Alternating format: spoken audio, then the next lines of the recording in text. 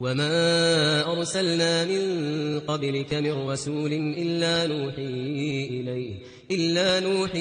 إليه أنه لا إله إلا أنا فاعبدون. یہ جو پہلی مقدمات سے متعلق باتیں ہیں، توحید کی مقدمات سے متعلق، یہ کتاب التوحید جو ہے وہاں سے لے کر باب تفسیر التوحید تک آپ کو یہ قسم ملے گی. پھر مؤلف رحمہ اللہ نے دوسری قسم ذکر فرمائی. دوسری قسم کا تعلق ایسے شرکیہ اعمال سے ہے جو شرکیہ اعمال مسلمانوں میں عام طور سے رائج ہیں. مسلمانوں کی بڑی تعداد اس قسم کے شرکیہ اعمال میں مبتلا ہے. ایسے عملی شرک کا مؤلف رحمہ اللہ نے ذکر فرمایا. اس کے مختلف قسمیں، اس کے مختلف مظاہر کو آپ نے ذکر فرمایا.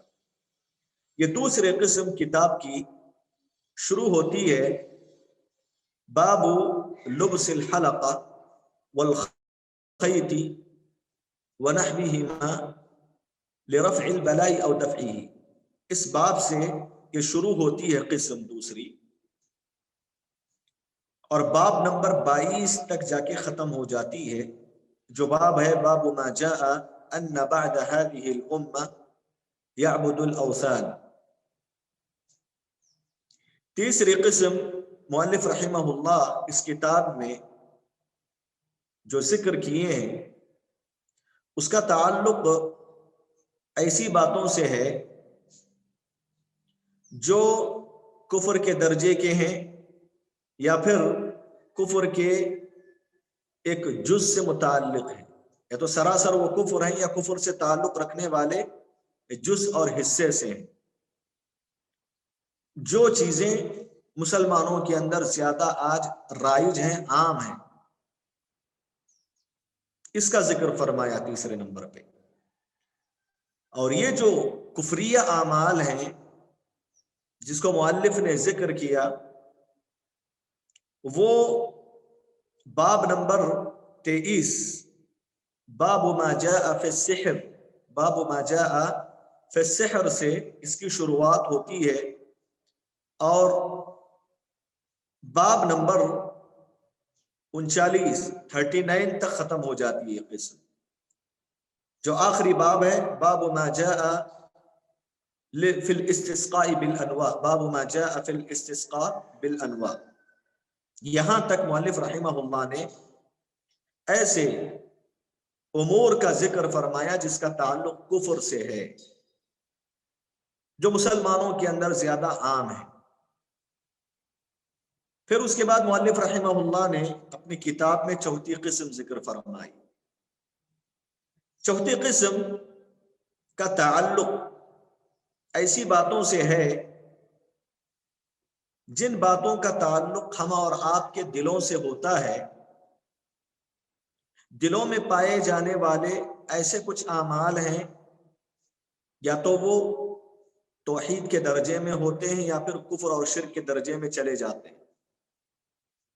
دل سے تعلق رکھنے والے اعمال کا ذکر فرمایا، چاہے وہ شرک کے درجے کے ہوں یا توحید کے درجے کے ہوں. یہ جو قسم ہے چوتھی، یہ شروع ہوتی ہے باب نمبر 30 سے باب المحبہ، باب قول اللہ تعالی ومن الناس من يتخذ من دون اللہ اندادا یحبونهم کحب اللہ. وہاں سے شروع ہوتی ہے باب نمبر 6 باب ارادت الانسان بعمله الدنیا. یہاں جا کر یہ قسم ختم ہو جاتی ہے. پھر اس کے بعد مؤلف رحمہ اللہ نے 5ویں قسم ذکر فرمائی، 5ویں تقسیم. 5ویں قسم یہ ایسی باتوں سے اس کا تعلق ہے جو توحید کے لوازمات میں سے ہے، جو توحید کے لازمی اعمال، لازمی حصے میں سے ہے. اور توحید کے لوازمات کو ختم کرنے والے، خلل پیدا کرنے والے امور سے پانچویں قسم کا تعلق. لوازمات التوحید اور لوازمات التوحید کو ختم کرنے والی چیزیں، اس سے متعلق ہے پانچویں قسم. اس قسم کی شروعات ہوتی ہے باب نمبر 37 سے 37 سے، جو باب کا نام ہے باب من اطاع العلماء والامراء في تحريم ما احل الله وتحليل ما حرم الله فقد اتخذهم اربابا من دون الله. یہاں سے شروع ہوتی ہے پانچویں قسم، اور باب نمبر 42 تک ختم ہو جاتی ہے. باب ما جاء في من لم يقنع بالحلف بالله، یہاں تک ختم ہو جاتی ہے پانچویں قسم. اس کے بعد چھٹی قسم کی طرف منتقل ہوتے ہیں مؤلف رحمہ اللہ. یہ چھٹی قسم ایسی باتوں سے متعلق ہے جن کا تعلق اللہ رب العالمین کے ساتھ حسن ادب سے ہے، جن کا تعلق اللہ رب العالمین کے ساتھ اچھے ادب سے ہے، حسن ادب سے ہے. الفاظ میں اللہ رب العالمین کے ساتھ جو حسن ادب کے تقاضے ہیں اس سے متعلق یہ پانچویں قسم ہے. اور اسی طرح اللہ رب العالمین کے ساتھ الفاظ میں حسن ادب سے، حسن ادب کو ختم کرنے والی چیزیں، اس میں خلل پیدا کرنے والی چیزیں بھی پانچویں قسم میں ذکر کی گئی، چھٹی قسم میں ذکر کی گئی. یہ چھٹی قسم کی شروعات ہوتی ہے باب ما شاء اللہ وشئت، یہاں سے شروع ہوتی ہے باب نمبر 43، پھر جا کر ختم ہوتی ہے یہ قسم باب نمبر 53 پہ، 53 پہ. باب کا نام ہے باب لا یقول عبدی و امتی، یہاں تک یہ قسم ختم ہو جاتی ہے.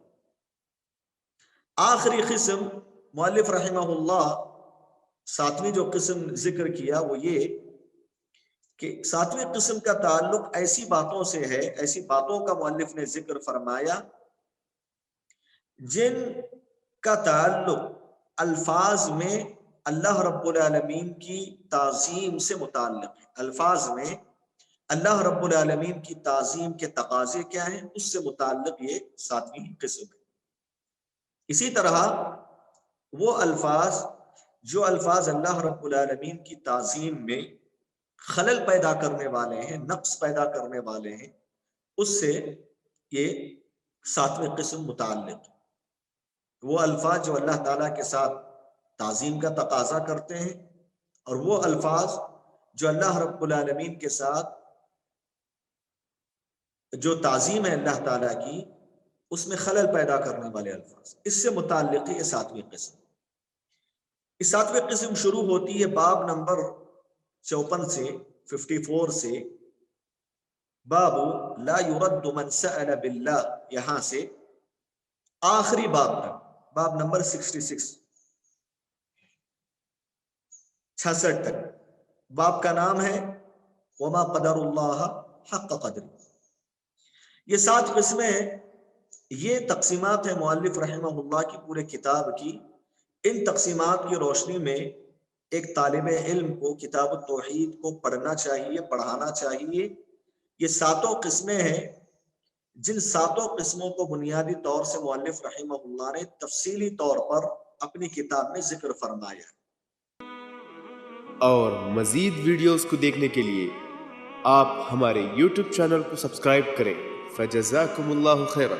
الدعوة نور وضاء تجلو ظلمات الحيران، منهج خير الناس جميعا لا يبلى عبر الأزمان. الدعوة نور وضاء تجلو ظلمات الحيران، منهج خير الناس جميعا لا